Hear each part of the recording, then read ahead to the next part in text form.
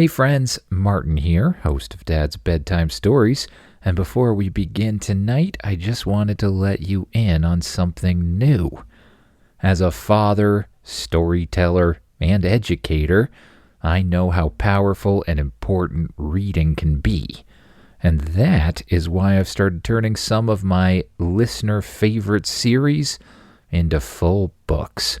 Many of you know that my Cards of Power book is out already, and I just released Wizardcraft 2.0, a polished and expanded version of the Wizardcraft adventure, following a character named Oliver, named after my son, as he's pulled into a digital world where he has to build a village, master magic, and face the Wizard King. So if you're looking for a fun way to get your kid excited about reading, check it out. You'll find the link in my newest episode, or just search for Wizardcraft 2.0 by Martin Gage. And now, on to the episode. Hello, friends from across the nation and around the world. I'm Martin, and you are listening to Dad's Bedtime Stories. Tonight, we're going to be headed back into the Spaceship universe with an idea I got just a little while ago. Let's check it out here. I would like an extreme weather planet, where the weather's extreme. To protect the citizens on this planet, the world has put bubbles on cities and small towns. These bubbles protect the citizens from the extreme weather. The highways are covered by, the same stuff the bubbles are made out of, but in tubes. Bridges to cross the ocean, since there is no boats, because there is extreme ocean weather as well. So there are bridges. Bridges are unbreakable. And the bridges are like the roads, but bridges. And the bubbles are disappearing. And you're the only person able to save them. All right, thank you to Justin for that suggestion. I thought it'd be kind of a cool episode to do. And as usual, when I started brainstorming it, a lot of ideas of my own kind of made their way into it. I mean, for one, I've been thinking of the implications of artificial intelligence, so that might come out in the story here. Before we get started, I want to thank some of my latest Patreon sponsors. First of all, thank you to Elizabeth, Augustine, and On. I really appreciate you guys signing up for Patreon. And second, thank you to Beck, and possibly children who are related to Beck. Just let me know, and I'll add a shout out for them too. We're now up to 78 people who support me on Patreon, which is fantastic. I really, really appreciate every single one. My goal right now is still about 100 to 110 being able to support the podcast, but we'll see what happens. I also want to give a big shout out and thank you to anyone buying my Wizardcraft book or even my Cards of Power book. It seems with my little ad on Cards of Power that more people have bought that one as well. So thank you all. And last, I just want to tell you all that it's now snowing here, which is very exciting for me because the other thing I do is I run a YouTube channel called Big Guy Little Tractor, where I mostly plow snow. So if you want to see what I really look like, and if you want to see a tractor plowing snow, or possibly in a couple instances milling some wood, well, you can check that out too. Big Guy Little Tractor on YouTube. But now, it's that time again. Time to get as comfy as you can in those beds. Close your eyes and imagine yourself doing what the kid in the story does. You wake up inside your spaceship. You get up, stretch your arms and legs, and walk out to the main area of the ship. Good, you are up. I have something very interesting. What is it? You ask. I have detected a distress signal from a nearby planet. A picture appears on the view screen. You walk over to the control center to get a better look. On it, You see a picture of a planet that's wrapped in crazy storms. Hurricanes, lightning webs, snowstorms, lava plumes. The planet appears to be an extreme weather planet. The people, including cities, roads, and bridges, are all protected using some highly advanced force field technology. However, the distress signal indicates that this technology is failing. Oh, well, if we can help them, I think we better do it, you say. Understood. Course already set. Exiting hyperdrive now. The ship jumps out of the strange sort of wormhole that you fly through when you're in hyperdrive, and you see the planet in the view screen in front of you. Flying will be challenging. The distress signal is coming from the central city, currently surrounded by a Category 6 or possibly even 7 hurricane. Flying will be extremely dangerous. Winds in excess of 400 kilometers per hour. Okay. Well, I think we have to do it. We have to try something. Transforming into extreme weather mode, Spaceship announces. The outside of the ship begins to glow. It slowly starts to shrink and reshape itself into something that, presumably will be able to make it through a hurricane a little bit easier. You sit down in the control chair, strap on your seatbelt, something you don't normally do on the spaceship, and grab a hold of the controls. All right, Spaceship, let's do this. You push forward on the thrusters and point the ship down towards the planet. You blast through the atmosphere and fly high above all of the various weather patterns. Up here, you're pretty safe for the time being. It isn't until you go below the clouds that things will start to get a little bit dicey.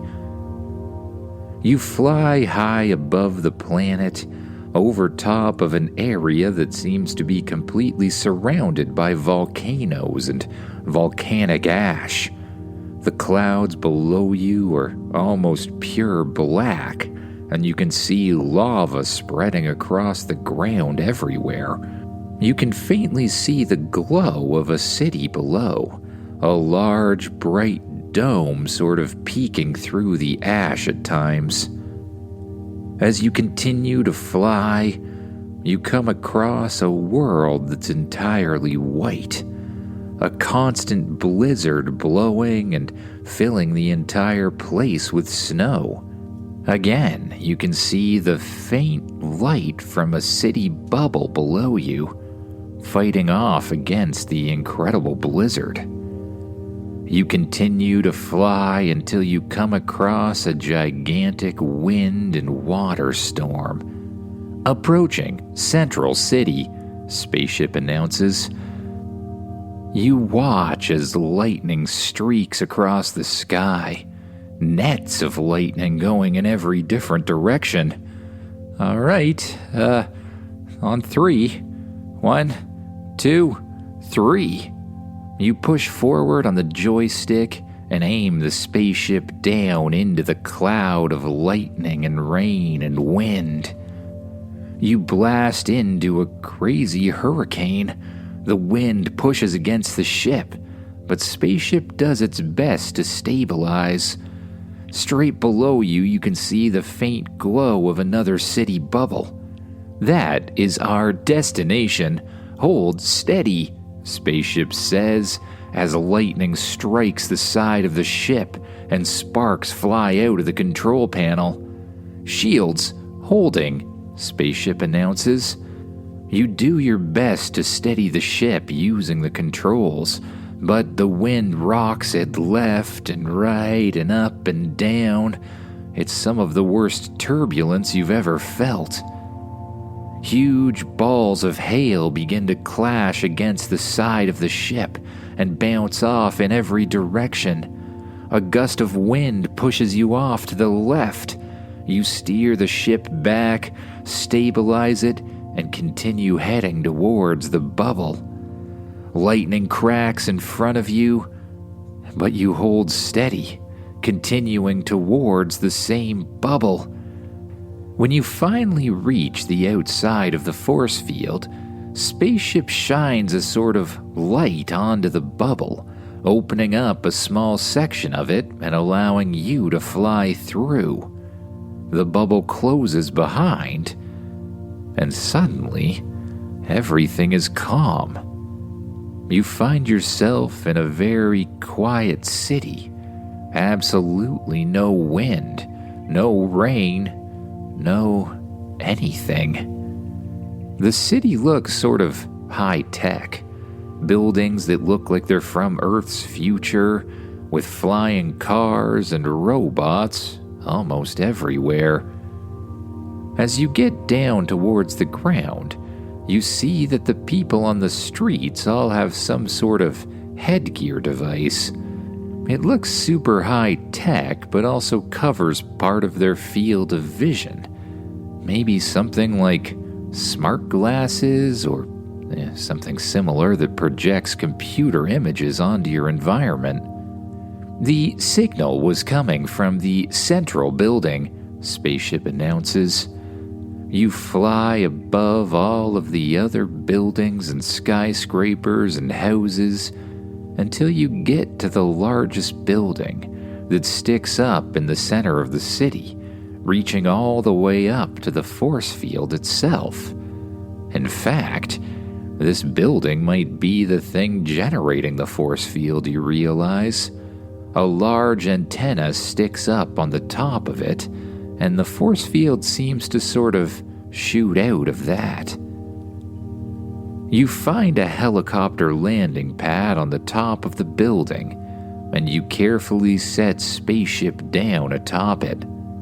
The back hatch of the ship opens up, and you walk outside. Behind you, Spaceship begins to glow, and then starts to shrink down until it's about the size of a toy. It flies over and hovers beside your head. A door to the building opens up, and out of it walks a person wearing the same headgear as everyone else. Hello? The man says. Hi. We heard the distress signal and we came to check things out, you announce. Oh, very good. Come with me, come with me, the man says, gesturing for you to follow him inside the building. You enter into a huge, high-tech looking laboratory. There's robots flying everywhere and, well, using different control panels to do whatever it is they're doing. Welcome to Central City, the man says. This is the headquarters to our entire planet. And, as you may have heard in the distress signal, we need a bit of help. What exactly do you need help with? You ask. Well, in short, the shields that protect our cities are failing. You see, many, many years ago, our ancestors, the smart ones as we often refer to them, built these cities and the protections around them. Legend has it that the weather on the planet began to go crazy due to some environmental factors. We don't perfectly understand it, to be honest. So, the smart ones built bubbles around the cities, bubbles around the roads. They reinforced bridges between continents, and they built bubbles on those as well.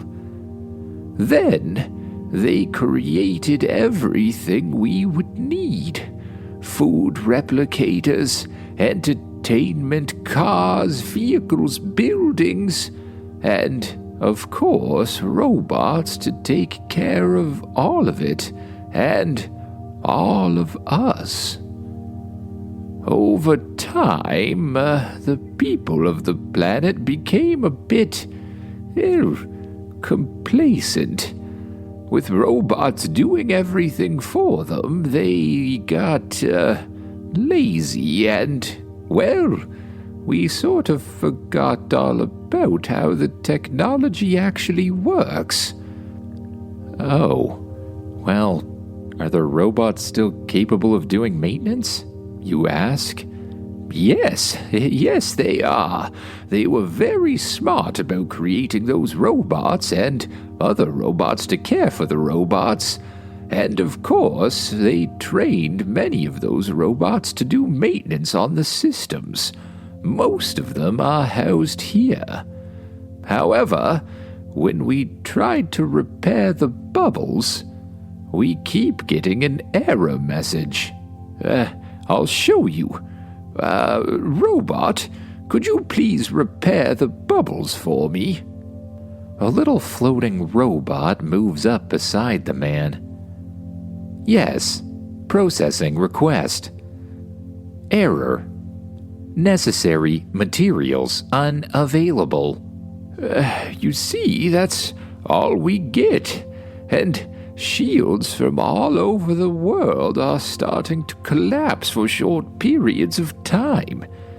And if you saw the weather on the way in, you'd know how devastating that can be. Just watch this. The man grabs a remote control and presses a button on it.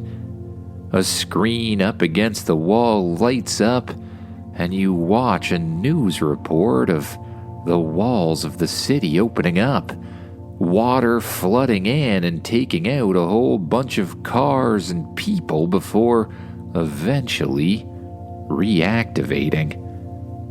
You watch another city that looks like it's in the center of a blizzard, where the shields fail and the snow starts to blow in, covering the entire city in feet of snow within minutes before the shield eventually boots back up and protects them again. Even the robots are having trouble keeping up with the maintenance from these disasters, the man says. We need to do something. You don't happen to know how, do you? The man asks. You look over to Spaceship, who's currently floating beside you, the size and shape of a little toy ship. Calculating. May I connect to your mainframe? Spaceship asks. Sure, whatever that means. Spaceship flies over to one of the computers and shoots out little wires that connect to the computer. There's a lot of beeping and bopping and booping before eventually he disconnects again and flies back over. I believe I have discovered the problem. The shields of this planet are powered in the same way as my own systems, using power crystals. It seems that your ancestors, the smart ones as you call them, harvested many of these energy crystals from the lava area of the planet, leaving you with an ample supply to last hundreds of years. That supply seems to have run out, and the robots designed to collect more are currently inactive. Oh dear, is there anything you can do to help us? The man asks. Yes, Spaceship responds. If we can go to the lava city, we may be able to collect more power crystals. This building seems to be the power mainframe for the entire planet. If we bring them back here, we should be able to replenish your energy systems and keep the bubbles going. Oh, very good. Yes, it's pretty easy to get to the lava city. All you do is you get into a car and you say, "Car, bring me to the lava city," and then the car will do that. Okay, well, what direction is it in, you ask? Direction? I don't know. The cars take care of that. Do you have a map or anything of how to get there? You ask. What is a map? You can't believe how dependent these people have become on technology. But you decide the best thing to do is to just follow his directions. Well, Spaceship, why don't we take a car there? Seems safer than going back out in that crazy storm. Excellent idea. Let's go. Oh, very good, the man says. Follow me. I will get you a car. The man leads you into an elevator, presses a button, and the elevator descends all the way to the bottom floor. He leads you outside and waves his hand in the air. A flying yellow taxi cab floats down from the sky, and the doors open up. Hello, taxi cab, the man says. These two need to go to the lava city. Could you please bring them there at maximum speed? Understood. Please enter the cab. You climb inside the floating cab and Spaceship floats in beside you. Seatbelts automatically lock around your body, the doors close, and the cab blasts up into the air. It shoots between buildings through the city and then lowers itself down again, entering a highway. The highway is a long bubble shape that shoots below the various different storms. At an incredible speed, the taxi blasts along the highway over top a bridge that seems to span continents, which is also covered by a high-tech bubble, until the skies around the bubble become black, full of ash clouds from the nearby volcanoes. The road leads you past rivers of lava, between gigantic volcanoes, and into a city surrounded by a force field of a slightly different color. While the one in Central City was a sort of blue color, this one is a bright red. Where would you like to be dropped off? The cab asks. Well, is there anywhere around here where the smart ones used to mine for power crystals? You ask. You have selected the energy mines. The ship whips through the city and eventually comes to a stop near the very edge of it. Right outside a large tunnel that looks like it leads directly into a volcano. The doors open, you and Spaceship climb out, and the cab shoots off. You walk down a little road to the bottom of the tunnel, where you find a whole bunch of warning signs and a computer console. Authorized personnel only. Spaceship flies over to the computer and connects to it using his little wires. Opening door now. The doors hiss and slide open. You're hit with a sudden wave of hot air. You make your way inside and walk through a long tunnel where you see a whole bunch of broken down robots. Robots covered in ash and, something that looks like obsidian at times. Interesting, Spaceship says. It looks like the maintenance system here has entirely failed. You continue through the tunnel until you eventually come across a huge machine. I believe this may be the maintenance terminal, Spaceship says. It seems to be malfunctioning. Spaceship flies over to the machine and hooks himself up to it. I should be able to repair the machine. However, it too requires energy and has none in storage. Spaceship detaches and flies back over beside you. You make your way over to a large window that looks out on the inside of a volcano. A volcano connected to other volcanoes through a huge network of tubes full of lava. I believe we will have to start by collecting some power crystals on our own. You make your way over to a large hatch, and again, Spaceship hooks himself up and opens up the door. You activate your space armor by pressing a button on your watch. The armor folds out across your body and transforms itself into high-tech armor that you know from experience can take the heat of a volcano. Let's go searching for crystals. I believe you know what they look like, Spaceship says. You enter inside the lava room, the inside of a volcano. By just thinking of flying, you take off into the air and blast down towards the lava. Spaceship flies beside you. I detect a high energy concentration this way, Spaceship says, leading you into a tunnel that's half full of lava.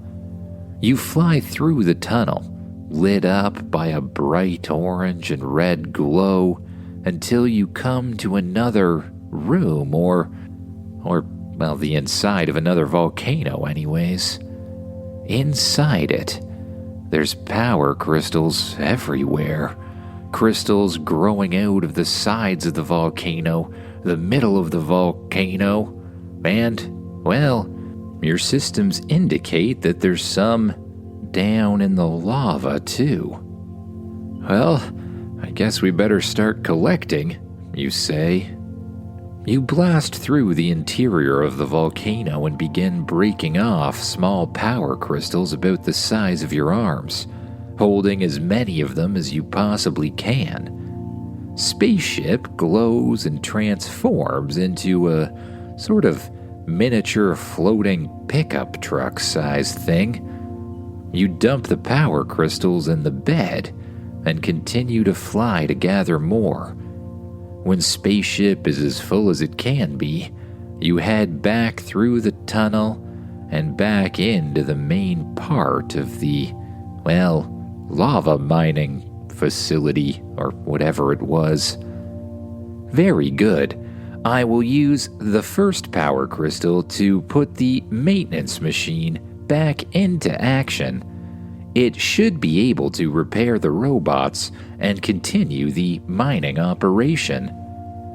Spaceship flies over to the machine, uses a long robot arm to install one of the power crystals in a little opening, and the machine lights up. Robotic arms suddenly shoot out of the machine and begin repairing a robot that was already inside it.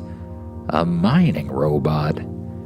That should solve that problem. Now to go back to Central City and install these. Should I hail another cab? You ask. Not necessary. I now know the exact route. Jump in. The door to the floating pickup truck spaceship thing pops open. You climb inside, and it closes. Spaceship blasts through the facility, through the city, and back into one of the highways. You blast through the highway bubble, over top of the Intercontinental Bridge, until the weather changes again to a sort of hurricane. You blast into Central City and immediately fly up towards the main central building. You open up the door to the ship or truck or whatever it is right now and run out to open up the door to the inside of the facility. You press a button on the wall and a huge garage door folds up, allowing Spaceship to enter the inside. We believe we have the necessary materials. Robots, Spaceship says. Please use these materials to do maintenance on the power systems of the force fields. Understood, the robots say, and immediately they begin to fly, grab energy crystals, and head off in various different directions. One by one, the crystals are replaced, and the power is fully restored to the various bubbles for the various cities all over the planet. Oh my goodness! Are you one of the smart ones? The person asks. Not exactly, you respond. Honestly, I'm just a kid. Spaceship was the only one who really knew how to do this. Anyways, I think we've repaired the mining operation in the Lava City, so there should be an ongoing supply of energy crystals again. And, hopefully, everything's active and, can run as normal. Oh, thank you. Thank you for coming here and saving us. Without you, the world would have been overcome with the extreme weather within weeks. Yeah, no problem. We did our best anyways. Nice to meet you, you say. Then, you and Spaceship head outside to the helicopter platform once again. Spaceship glows and transforms back into his usual shape.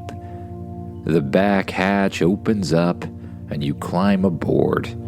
You deactivate your spacesuit and head for the control center once again.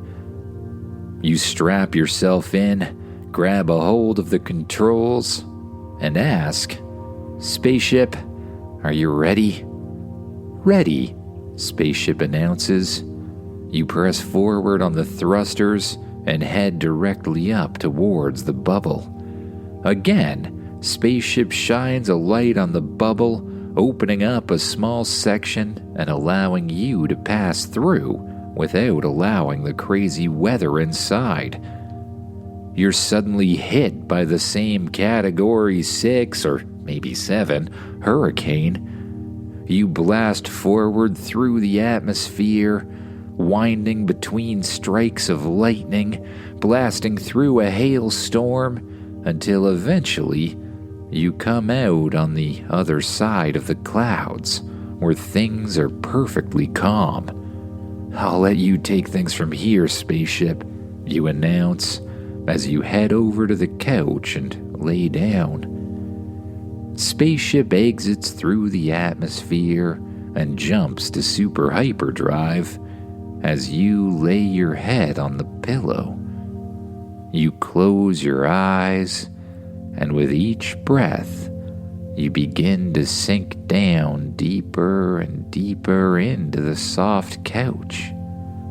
Spaceship dims the lights, and you just listen to the hum of the ship as your mind wanders off to thoughts of new dreams, new planets, and new adventures to come. Good night, everyone.